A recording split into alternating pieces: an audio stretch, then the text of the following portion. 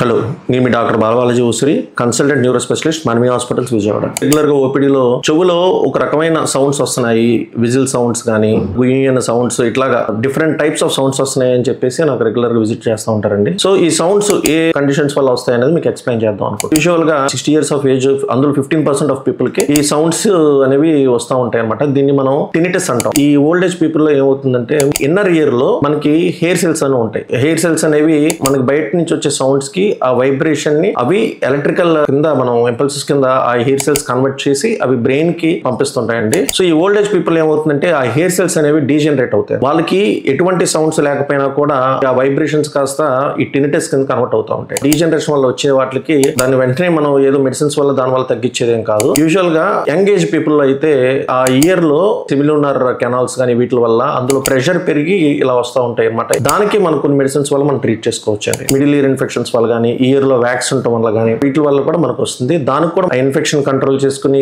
Wax అది కూడా clear చేసుకుంటే, కమింగ్ టు న్యూరోసర్జికల్ కండిషన్, మనకి కొన్ని ట్యూమర్స్ వెస్టిబులర్ నర్వ్ అని ఉంటుంది అనమాట. వెస్టిబులర్ అండ్ కాక్లియర్ నర్వ్ అని చెప్పేసి ఆ నర్వ్ వల్లే మనకి ఆ వినికిడి అనేది మనకి బ్రెయిన్ కి అనేది చేరుతూ ఉంటుంది. ఆ నర్వ్ నుంచి వచ్చే tumours, especially CP angle tumours, ఆ ట్యూమర్స్ వల్ల కూడా ఈ టినిటస్ సౌండ్ అనేది రావచ్చండి. ఈ టినిటస్ అనే సౌండ్ వచ్చినప్పుడు మనకి దగ్గరలో ఉన్న న్యూరో స్పెషలిస్ట్ ఎవరైనా మీరు కన్సల్ట్ చేసి దేని వల్ల వస్తుంది అనేది మనం ఐడెంటిఫై చేసుకోవడం అనేది ఇంపార్టెంట్. Thank you.